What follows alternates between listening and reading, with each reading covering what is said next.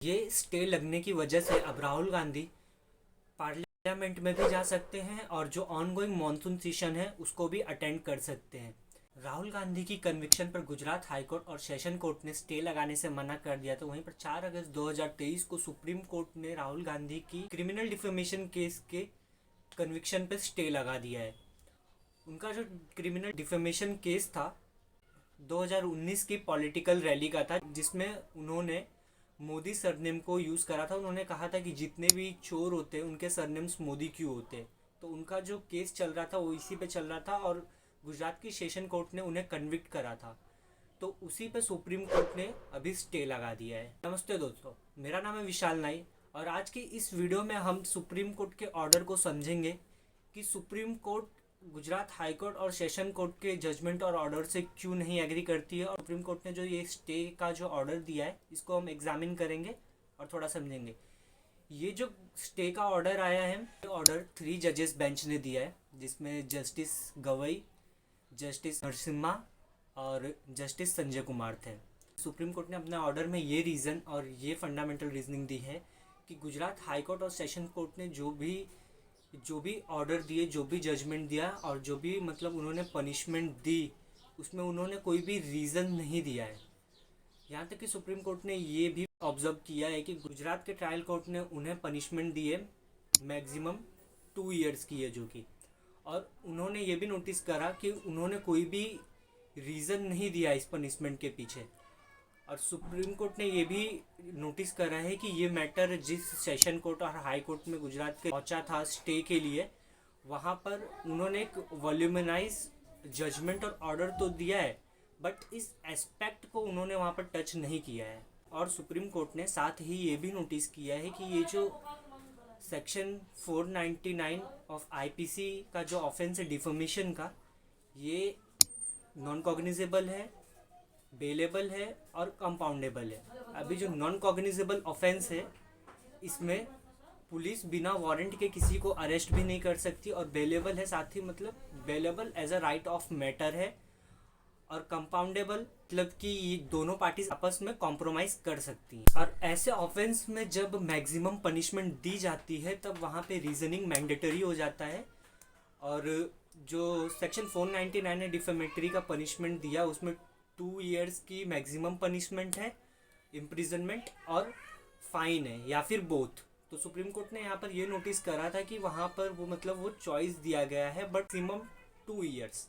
तो वहाँ पर उन्होंने वो चीज़ को नहीं देखा, उन्होंने डायरेक्ट दे दिया कि 2 ईयर्स की इम्प्रिजनमेंट, और कोई साथ में रीज़न भी नहीं दिया।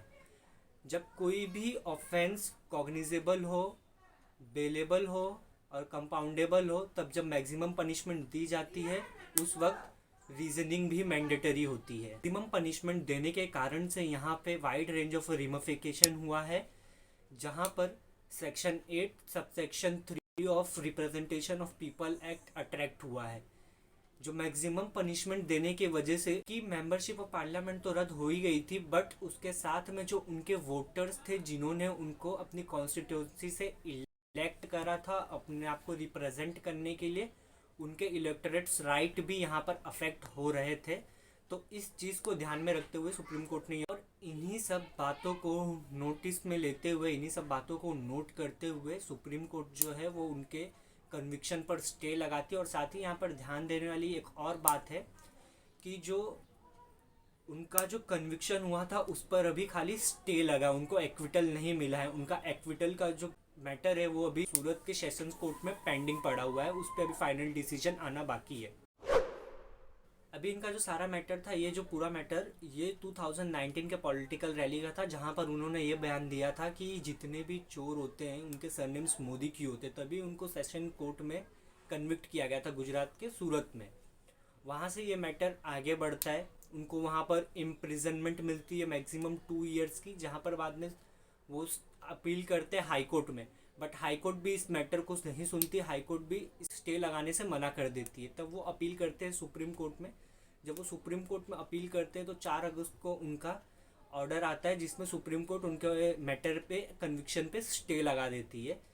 अभी सुप्रीम कोर्ट ने इन सारे मैटर में इन मुद्दों को ध्यान में रखा कि जो उनका जो ये कन्विक्शन का जो मैटर है, जो ऑफेंस उनका डिफॉर्मेशन केस का, वो जो ऑफेंस है वो पहले तो कॉग्निजेबल है और बेलेबल है और कंपाउंडेबल है। अभी देखो कॉग्निजेबल ऑफेंस क्या होता है, कॉग्निजेबल ऑफेंस में पुलिस किसी को भी विदाउट वारंट अरेस्ट नहीं कर सकती, और bailable as a matter of right आ जाता है। और कंपाउंडिंग में क्या होता है, कंपाउंडिंग में वो चीज़ दोनों जो पार्टीज होती हैं वो आमने सामने बैठ के कॉम्प्रोमाइज़ कर लेती है। तो सुप्रीम कोर्ट ने मेन इस चीज़ को नज़र में रखा, और बाद में जब उनको मैक्सिमम पनिशमेंट सुना दी गई तो वो मेंबर ऑफ पार्लियामेंट थे, तो उसकी वजह से वहाँ पे section 8 subsection 3 of representation of people act attract हो जाता है, जहाँ पर अगर किसी भी मेंबर को, पार्लियामेंट के मेंबर को अगर 2 years तक की पनिशमेंट मिलती है, इम्प्रिजनमेंट मिलती है, तो उनकी जो मेंबरशिप ऑफ पार्लियामेंट है वो ख़त्म हो जाती है, कुछ मतलब उतने पीरियड के लिए ख़त्म हो जाती है। ये मेरे ख्याल से कुछ 6 years जितना है उतना मेंशन करो, 6 years तक वो मतलब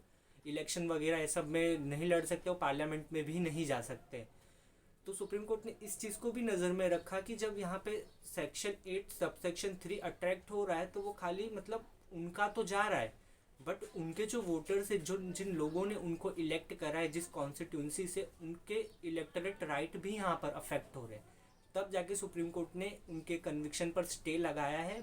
अगर ये वीडियो आपको इन्फॉर्मेटिव लगी हो तो वीडियो को लाइक करें, और आगे ऐसी और वीडियोस देखने के लिए चैनल को सब्सक्राइब कर लें। Thank you so much.